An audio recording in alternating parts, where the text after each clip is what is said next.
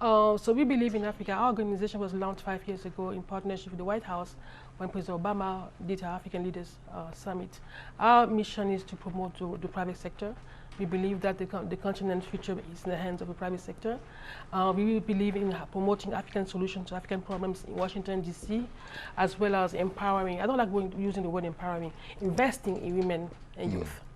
So the reason why we are getting involved in Washington, D.C. with this Prosper Africa initiative that was announced by Bolton in January with the ambition to help African countries move towards self-resiliency and self-dependence. We all believe that at some point we need to not only just promote just more trade and less aid, you need to make it a reality.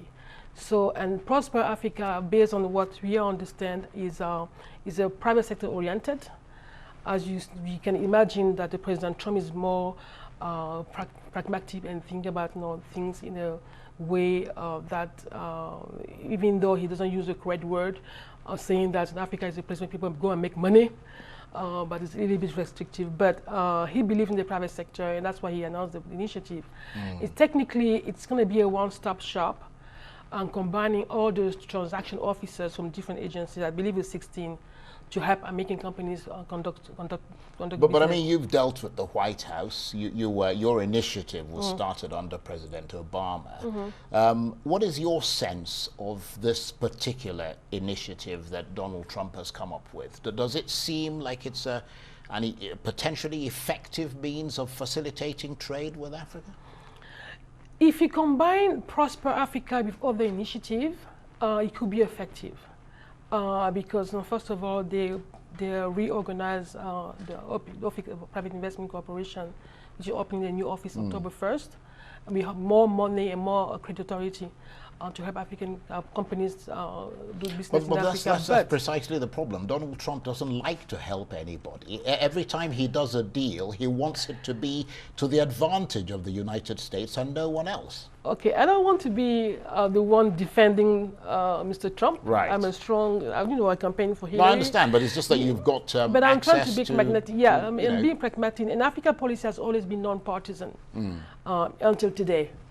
And I don't think it could be very effective if President Trump does not give a strong signal to encourage American companies to go. And you believe he's given that signal? He's given it, but Washington is very distracted, like today, right now. When you read the news, when you listen to the debate, the tweet war, always find out what's going on behind that. He's a champion of distraction. The only thing I know as an Africa policy person is that the Speaker of Pelosi and 17 members of Congress just landed in Ghana for the year of return.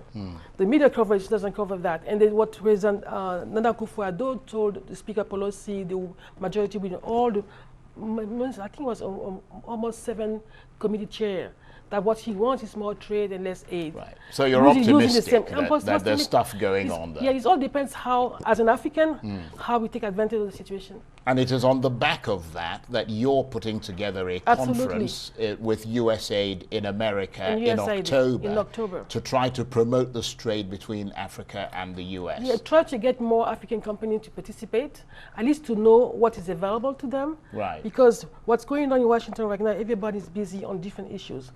But I'm trying to stay focused and continue to keep the Africa on the agenda. And of course, the Africa Continental Free Trade Area, which is a big deal in this part of the world, is that something that Americans are interested in at all? Is that something that is helping what you're doing to bring the two sides together? As an African diaspora person in Washington, D.C., I'm trying to use my leverage to continue to push the agenda. But at the end of the day, I don't think Africa is really on the table. They're busy dealing with other domestic issues. Right. So it's not a priority to them, right? No, it's not a priority unless somebody continue to. Even it's not just, I'm not the only one complaining. At the State Department, they want to have more attention. They don't.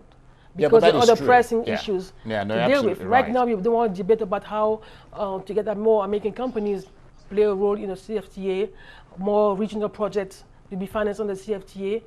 But The avenue is not there because they have the whole hearing on different issues. The trade mission that the Speaker Pelosi is conducting now, I don't know how many business are in the delegation, how we can leverage that. And the year is ending. We didn't have any head of state summit in Washington, D.C. The election is next year. Nothing's coming out in New York. I don't think we have any high level. This is only too high level that the leadership can really bring the American companies to pay more attention. And it's not going to happen. Right. And because there are other campaign and domestic issues they have to. So my job, I'm a little contribution to make sure that at least I continue the engagement. So basically at the moment, this new trade policy towards Africa is simply something on a piece of paper. And it doesn't necessarily echo what President Trump's new trade policy towards Africa is supposed to. It could have echoed if Washington was less divided. Right. Because right now the House is controlled by the Democrats. For Post Africa to be effective, it needs funding. I don't think they will give him funding. Right. Because even though Africa policy is non-partisan, but this time it's very partisan.